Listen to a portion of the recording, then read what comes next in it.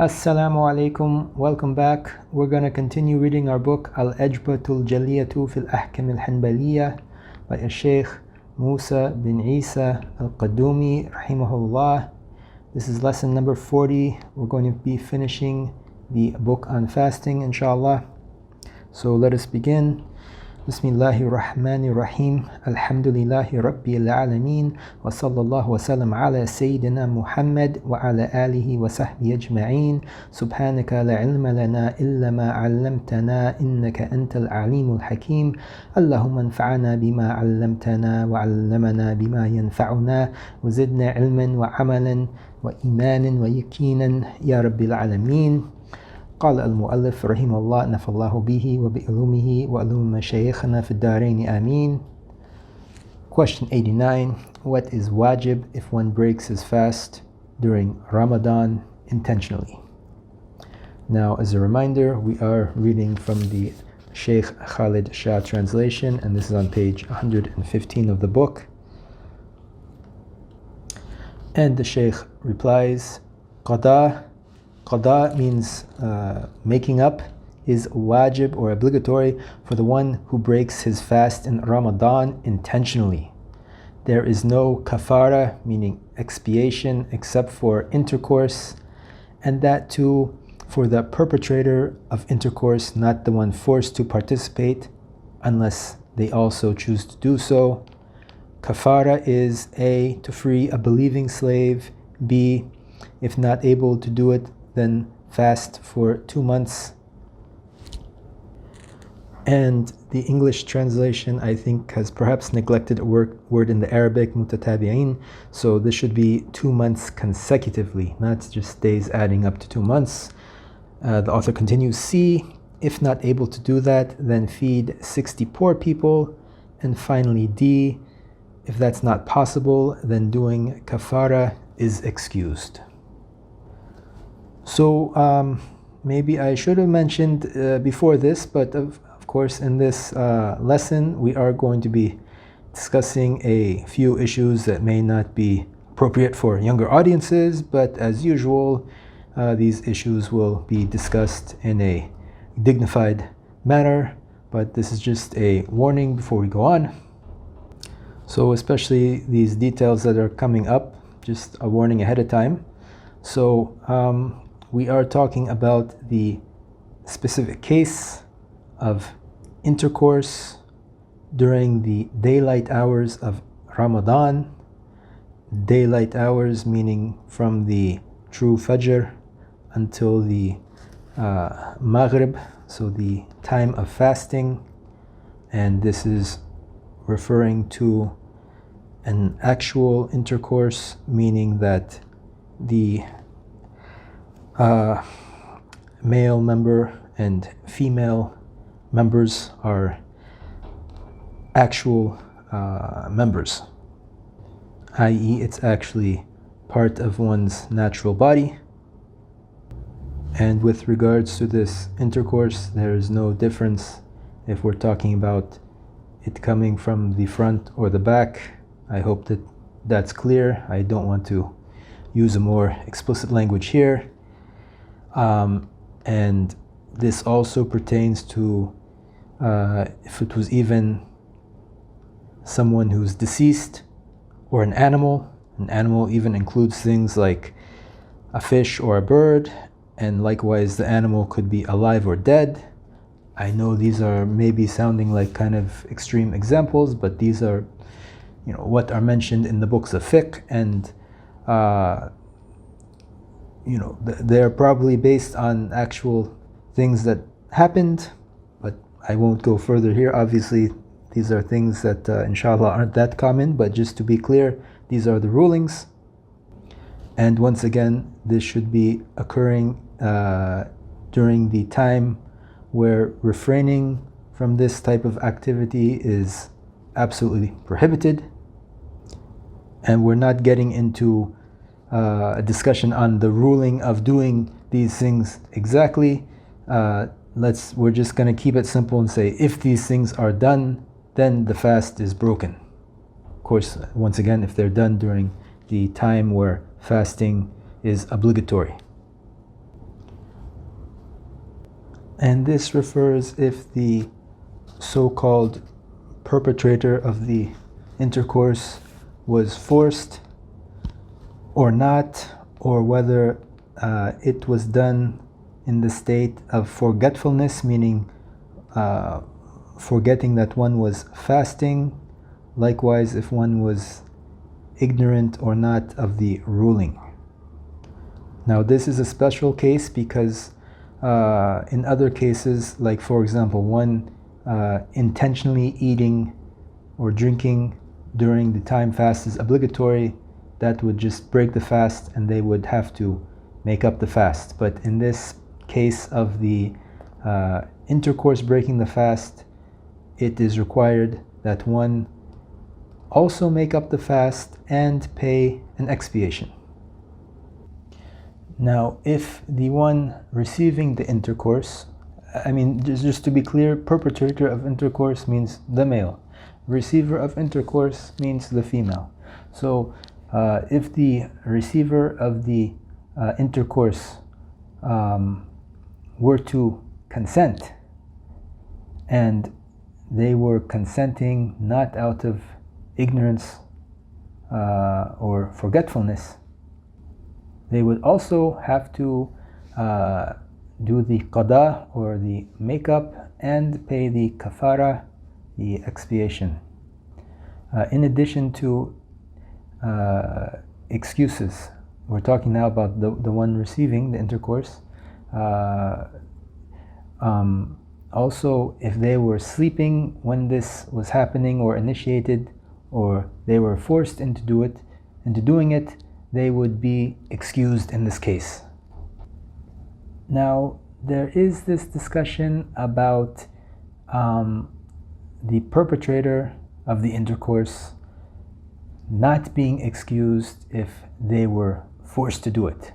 And we see this wording in a lot of books, and even if we look at the hawashi or shuruh, the commentaries or the explanations, they usually don't really go into this issue in a clear way.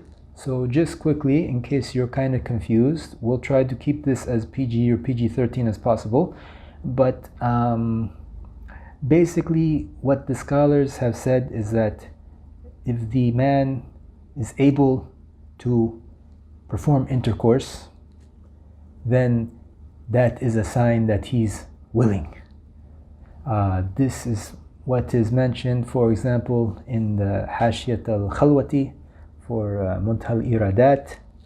I don't want to go further into the issue, but just if you're reading like in Daleel or some of the other books, you might be confused.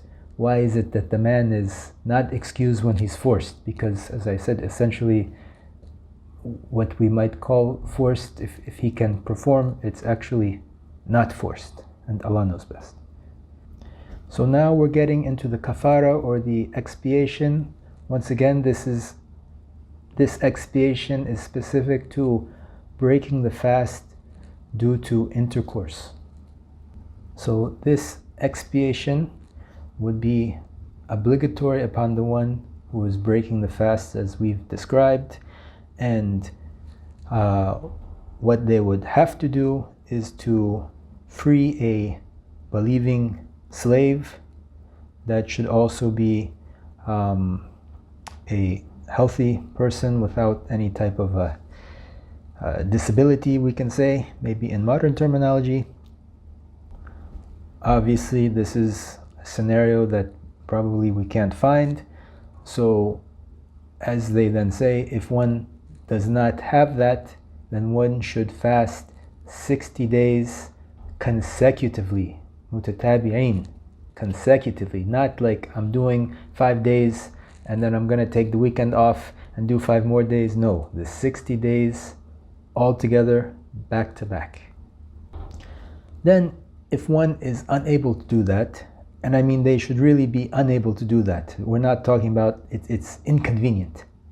For some reason, they're really unable to fast the 60 days back to back, then they would have to feed 60 miskeens or poor people. we can maybe give just the quick definition of a miskin.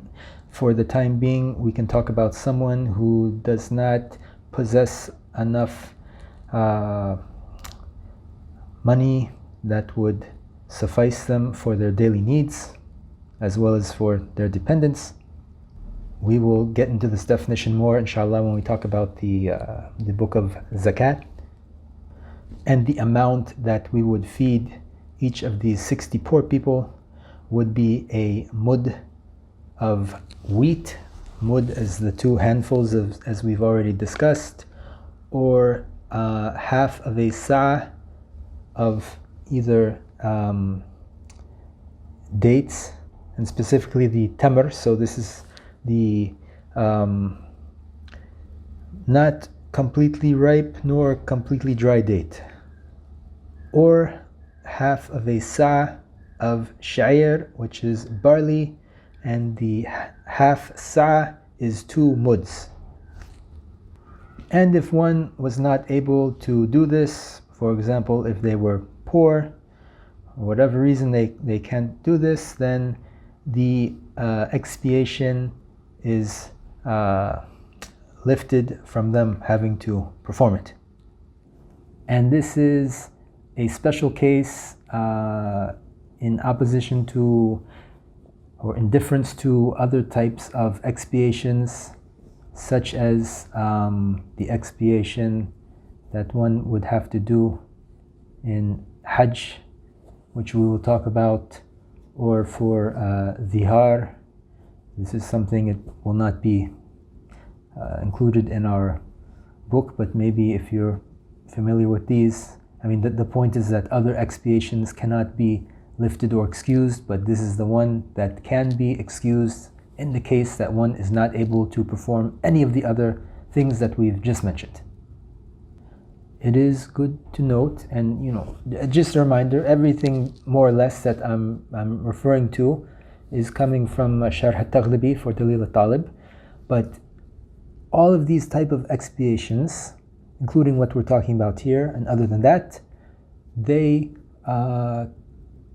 can be performed by someone else on the one who has to pay the expiation on his behalf, and then that expiation would be lifted from him with the condition that he has granted the permission for the other person to pay the expiation on his behalf. There would be no kafara or expiation for this intercourse during the day, daylight hours of Ramadan, for anything else, with the exception of ejaculation from what we can call non-penetrative sex. So just to be clear about some of these scenarios, when there is an intercourse in any type of way as we previously described, that breaks the fasting and makes the expiation and the makeup obligatory. And there is no condition that during this intercourse there has to be ejaculation, but this is, we can call, a type of penetrative intercourse. In the situation of a non-penetrative intercourse, the examples given in the books would be that of a eunuch, so someone who's had their male private part removed, or what we would maybe call lesbian sex. There would have to be some type of ejaculation for the makeup and kafara expiation to be due. So sorry if the previous fiqh was a little bit explicit. I think we're now moving to something, it will be a little more straightforward. So with regard to making up the fast of Ramadan, as we said, any fast that is broken, one would have to count the days and then make them up. In the case that one somehow missed the whole Ramadan, he would then also have to count the days, meaning you can't just assume that it's 30 days, or better to say 29 days, because if you assume it's 29, it could be 30. It is sunnah to make the days up as soon as possible. So don't delay making up any lost Ramadan fasts. To the extent that it would not be valid to begin any type of supererogatory fasting when one still has days to make up in Ramadan. So now we're going to take two supplementary sections from Daleel a-Talib that are not here in our book al-Ajouba. We will talk about some of the supererogatory fastings as well as the Itikaf, or the spiritual retreat.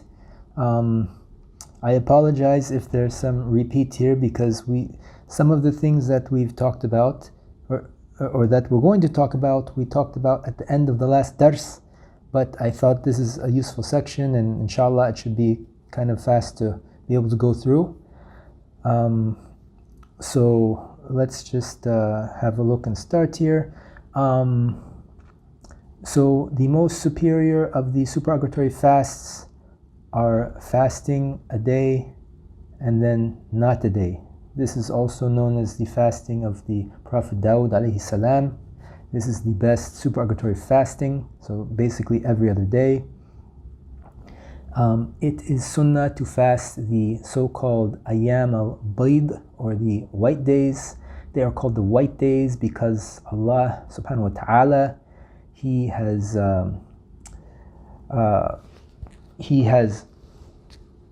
accepted the repentance of Adam on these days, and it's also said that He makes people's scrolls white due to their fasting of these days.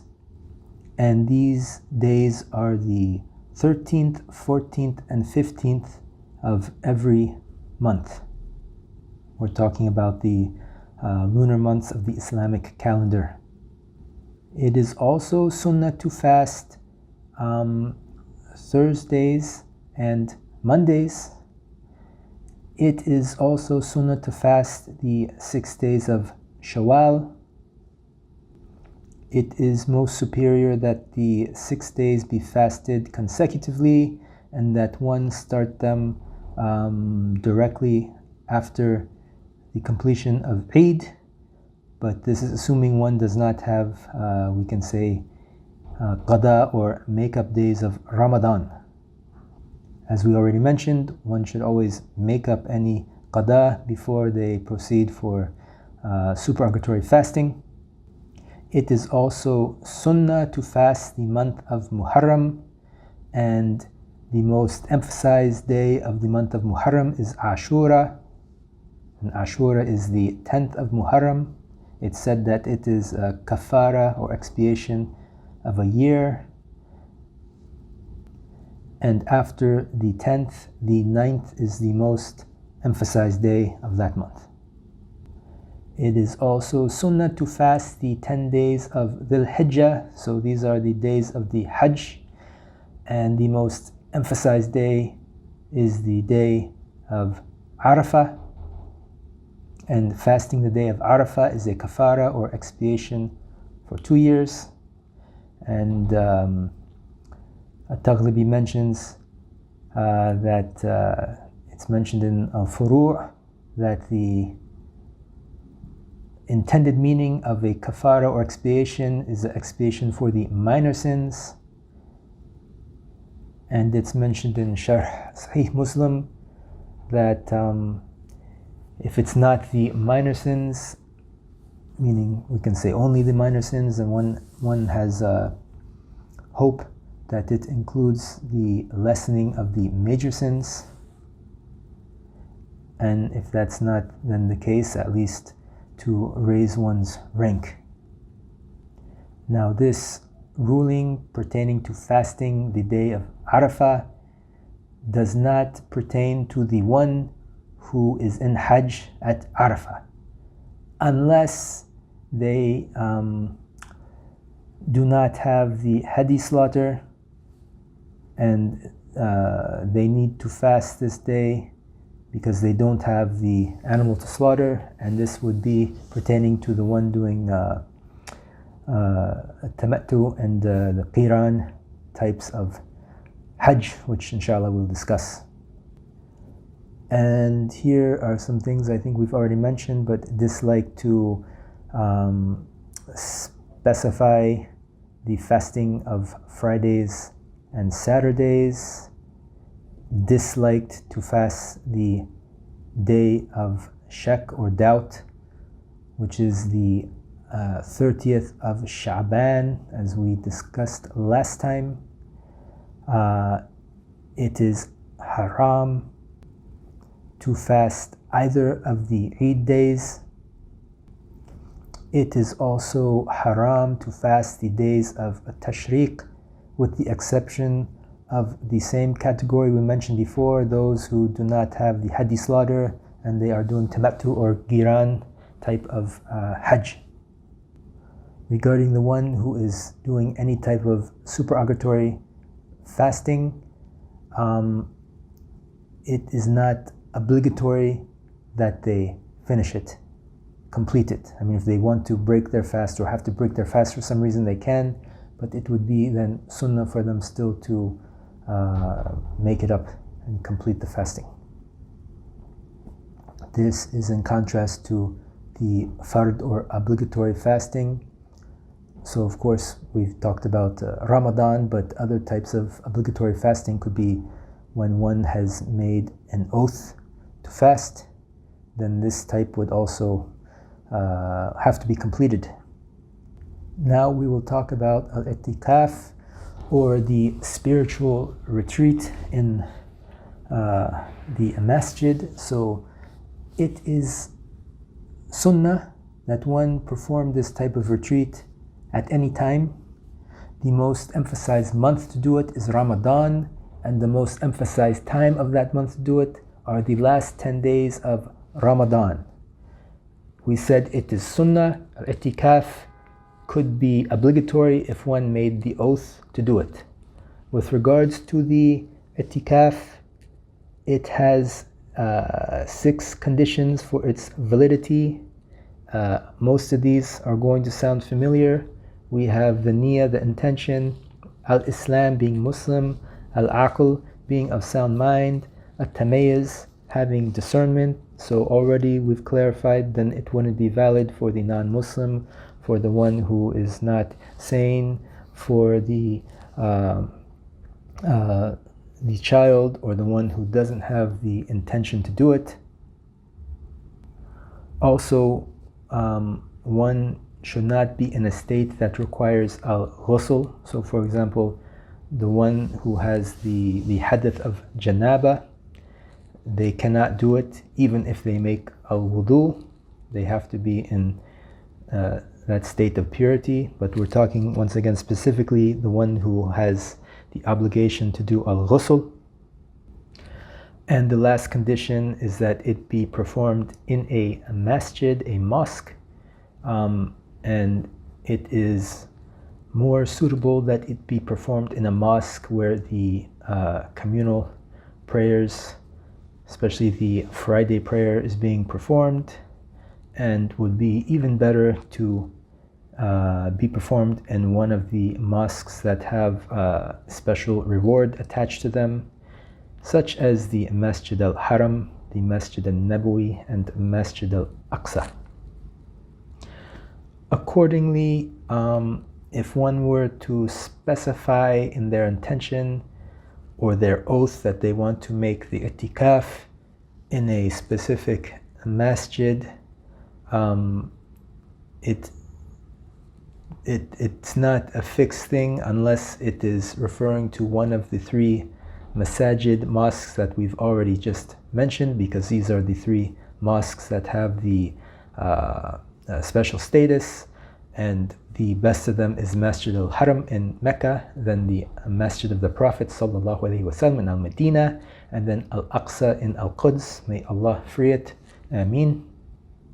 So in the case that anyone makes the intention or the oath to perform the itikaf in any of these three mosques, he has to do it unless he's going to change that itikaf to a mosque that is more superior. Meaning, if you intend to do it in, for example, al-Quds, then it would be permissible for you to change and go to either Prophet's Mosque ﷺ or Masjid al-Haram. And if you intended Masjid al-Nabawi ﷺ, you could then change it to Masjid al-Haram, but not Masjid al-Aqsa. Inshallah, that's clear. The itikaf is invalidated by leaving the mosque without a valid excuse. Valid excuse includes forgetfulness.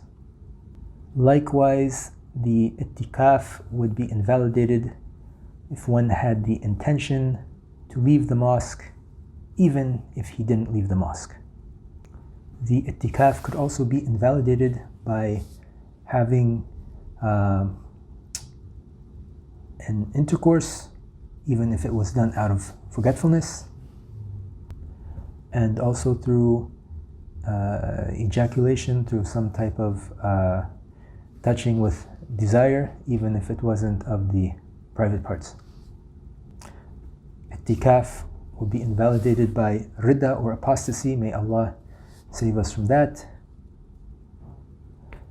It will also be invalidated if one becomes drunk or high while performing the itikaf. There are some issues related to when a kafara or expiation would have to be paid, especially in relation to these itikafs that involve an oath, but I think this is a little bit advanced for us, so we're going to skip ahead. If you're feeling quite comfortable with this level of fiqh and you have a good Arabic language skill, I suggest you can just look at a-Taghlabi's Sharh of Daleel, a-Talib. Now, with regards to leaving the masjid, there are cases where leaving the masjid will not invalidate the itikaf. This includes one leaving the masjid to use the restroom or to perform an obligatory purification, even if it's al-wudu, or if they want to remove some najasa, some filth from themselves or their clothes, or to perform the Jummah prayer. But once again, we said it's better just to be doing the itikaf in a place that has the Jummah prayer, so one does not have to leave. Likewise, one would be allowed to leave the mosque to get food or drink if they did not have someone who's able to bring it to them. However, when they leave the masjid for these excuses, they should not be going like a far distance. They should just go, as nearby as they can to satisfy these needs and then return. Now, one very important point to take note of is that we said al-Itikaf is essentially spending time in the masjid, intending this Itikaf or spiritual retreat. There is no minimum time that is required for al-Itikaf. Why am I saying minimal time? Because anyone who's going to a masjid to at least spend a short time in it, to sit, that person can intend al-Itikaf. Not just they can, but it's better that they do. They should try to intend Itikaf so they receive the reward of Itikaf. And also, just to clarify, there's no relation between the Itikaf and fasting. As we said, the most emphasized month of Itikaf is Ramadan, and the most emphasized days of Ramadan are the last 10, but one can perform the Itikaf without fasting.